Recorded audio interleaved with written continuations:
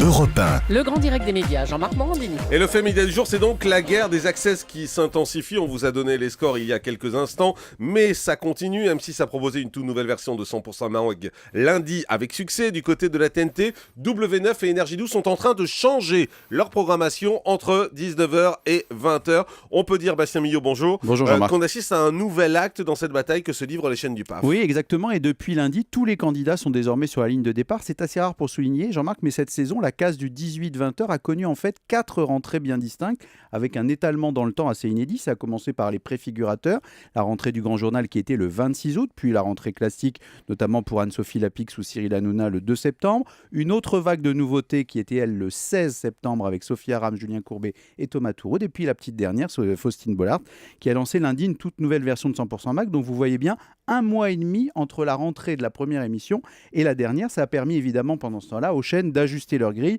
et notamment aux chaînes de la TNT qui n'ont pas du tout l'intention de se laisser tailler des croupières par leur grande sœur. Donc W9 et ses ch'tis qui fonctionnent très bien en termes d'audience, vous le disiez, en lançant cette chronique, vont proposer désormais un bloc, les ch'tis à Hollywood, qui va s'étendre jusqu'à 20h35. Ça vous fera plaisir, vous qui adorez les ch'tis. Et surtout, l'inédit sera désormais à 19h50. C'est ça la vraie nouveauté. Avis aux amateurs, je sais que Julie va se précipiter. Et puis Énergie 12, elle proposera l'île des vérités à 19h10. Donc vous voyez, ces chaînes s'adaptent et en fait, on fait des ajustements jusqu'à la dernière minute. Et pourquoi les chaînes ajustent-elles leur grille plusieurs semaines après la rentrée ? D'abord parce qu'elles doivent être très réactives, tension sur le marché publicitaire oblige, donc on ne s'interdit rien et jusqu'au bout, on se réserve le droit de changer un horaire, de prolonger, de réduire, en fonction évidemment de la réussite ou de l'échec d'une émission. Ensuite, Jean-Marc, parce que vous avez évoqué ce point la semaine dernière, tout doit être fait aujourd'hui pour booster les audiences des primes sur les chaînes de la TNT. Elles dépassent beaucoup plus rarement qu'avant le million de téléspectateurs, donc pour ça, il faut des access forts qui amènent le public jusqu'aux portes du prime. C'est ce qu'avait testé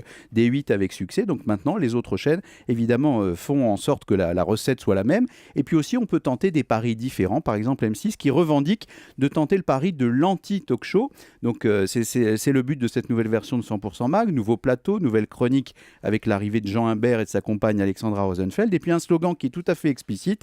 Quand les autres parlent, 100% Mag vous parle. On en avait parlé il y a quelques semaines ici. C'était une attaque à peine voilée envers la multiplication des talk-shows cette saison qui vont évidemment provoquer ce qu'on sait. Et vous savez mieux que personne, Jean-Marc, à la télé, en cette rentrée, plus que jamais, le seul juge et le seul baromètre, ce sont les audiences. Alors justement, quelques mots, on peut déjà tirer un bilan quand même. Exactement. Alors un certain succès pour le démarrage de la nouvelle formule de 100% Mag, puisque Romain en parlait tout à l'heure sur le succès d'hier. Et lundi, ça avait déjà bien marché avec plus d'1 800 000 téléspectateurs, record de la saison, et un pic d'audience à 2,2 millions en fin d'émission. Du côté de France 2, et ça va faire plaisir à Julie, le retour de son jeu culte où elle excelle et où les téléspectateurs la redemandaient mot de passe, qui va revenir jouer les sauveurs le samedi. Bah si, je vous avais vu, vous étiez très très bonne.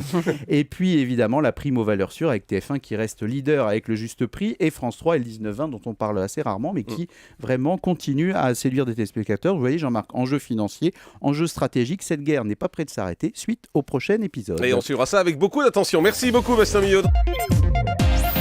Europe 1.